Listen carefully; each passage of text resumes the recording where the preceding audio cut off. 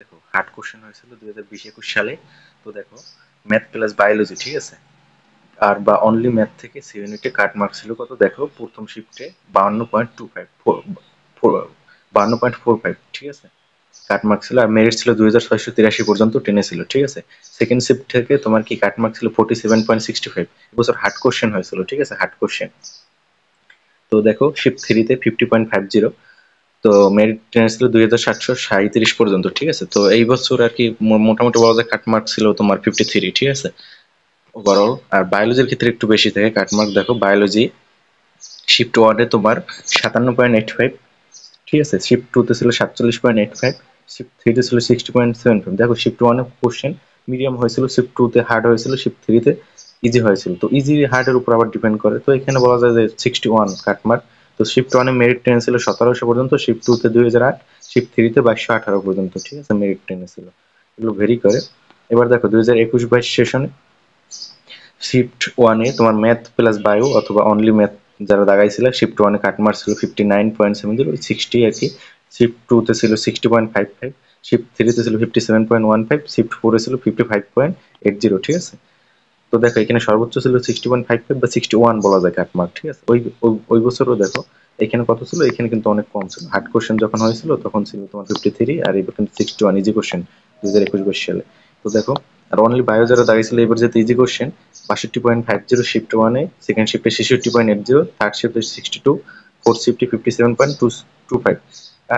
তোমার shift four একটু কঠিনই হয় কোশ্চেন, ঠিক আছে। তো দেখো শিফট টুতে তোমার কি 66.80, ঠিক আছে, কাটমার্ক বলা যায় 67 মোটামুটি, ঠিক আছে। তো আর ম্যাথ প্লাস বায়ো যারা দেখায় অথবা অনলি ম্যাথ দেখায় তাদের বলা যায় কাটমার্ক মোটামুটি বলা যায় 61 থাকে, ঠিক আছে। আর বায়োলজি দেখালে 67 পর্যন্ত উঠে। দেখো এর আগের বার কত ছিল, এর আগের বার কিন্তু ছিল তোমার 61 ছিল, ঠিক আছে। তো দেখো যে চান্স কিভাবে পাবে, দেখো তুমি যদি একটা সিট নিশ্চিত করতে চাও তো যে কোনো ইউনিভার্সিটিতে বলে দেওয়া থাকে, ঠিক আছে, তোমার 60% মার্ক পেলে, ঠিক আছে, মোটামুটি বলা যায় যে সে একটা সিট হলেও পাব, ঠিক আছে, নর্মাল সাবজেক্ট হলেও। তো 60% মার্ক দেখো কিভাবে পাবে, 50 কোশ্চেন যদি তুমি দাগাও, ঠিক আছে। তো দেখো 50 গুণ 1.25 করলে কত হয়, 62.5। তো 62.5 করলে মোটামুটি বলা যায় ম্যাথ প্লাস বায়ো অথবা অনলি ম্যাথ দেখালে তোমার একটা চান্স ইনশাল্লাহ নিশ্চিত হবে। আর বায়োলজির ক্ষেত্রে একটু বেশি হয়তোবা, তোমার হয়তোবা 66, সেক্ষেত্রে হয়তোবা তোমার 53টা কোশ্চেন দাগানো লাগতে পারে, ঠিক আছে। তো দেখো এবার দেখো নেগেটিভ দাগাবা না, যতগুলো পারবো অতগুলোই দাগাবা। নেগেটিভ দাগাইতে গেলে তোমার মার্ক কমে যাবে, কিন্তু যত পাবো তার চেয়েও কমে যাবে। অনেকেই এই ভুলটা করে যে বেশি পাওয়ার আসে নেগেটিভ দাগাই আসে, ফলে যে মার্ক সে পাবে ওইটাও সে পায় না, ঠিক আছে।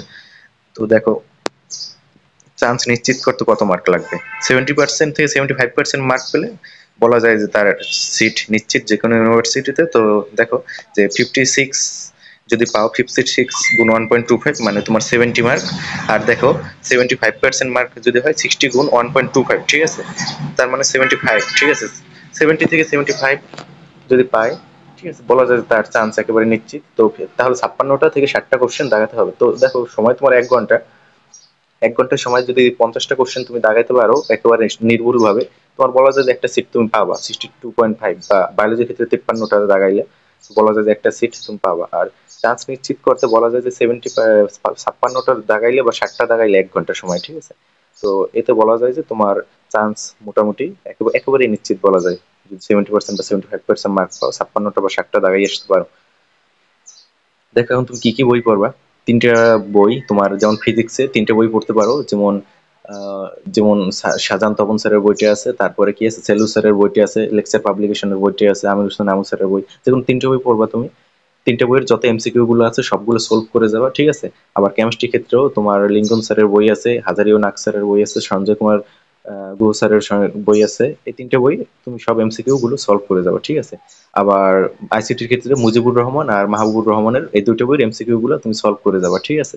আর তোমার হায়ার ম্যাথের ক্ষেত্রে কেতাবউদ্দিন, এসিউ আহমেদ আর অক্ষরপত্র বা লেকচার পাবলিকেশন বইয়ের সব এমসিকিউ গুলো তুমি সলভ করে যাবা, ঠিক আছে। যদি সলভ করতে পারো তাহলে মোটামুটি বলা যায় চান্স নিশ্চিত। আর বায়োলজির ক্ষেত্রে গাজী আজমল স্যার, আবুল হাসান স্যার আছে, মাজেদা ম্যাম আছে, আর আলিম স্যার আছেন। এদের বইগুলো যদি পড়ো, এই তিনটে বই, যে কোনো তিনটে বই বা সর্বোচ্চ দুইটা বই পড়লেও বলা যায় যে এমসিকিউ যদি সবগুলো সলভ করে যেতে পারো, বা তিনটে বই করলে ভালো হয়, তাহলে বলা যায় যে চান্স মোটামুটি একেবারে নিশ্চিত। আর আর সেকেন্ড মেথড হলো 20 ইয়ার্স কোশ্চেন। এরপরে বই পড়ার পরে, তুমি বই পড়ার পরে যদি সময় পাও যে বিগত 20 ইয়ার্স কোশ্চেন, ঠিক আছে, সলভ করার, এটা করলেও হয় আর কি। 20 ইয়ার্স কোশ্চেন যদি তুমি সলভ করতে পারো না দেখে, বই পড়বা প্রথমে, তারপর যদি 20 ইয়ার্স কোশ্চেন যদি সলভ করতে পারো, তো বলা যায় যে চান্স মোটামুটি আর কি নিশ্চিত একটা আসন হলো, এই আর কি। আর মোটামুটি ভাবে কেমিস্ট্রি কোশ্চেনটা ইজি হয়। কেমিস্ট্রি থেকে যদি তুমি 20টা দাগাতে পারো, ফিজিক্স থেকে 15টা, আর ওদিক থেকে ম্যাথ প্লাস বায়ো থেকে 15টা, 30।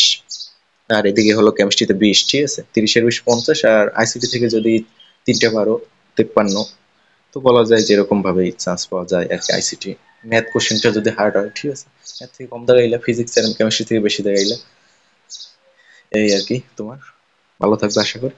তো বলা যায় যে 60% মার্ক আর 70 থেকে 75% মার্ক চান্সের জন্য, ঠিক আছে। তো ধন্যবাদ সবাইকে, ভালো থাকবে।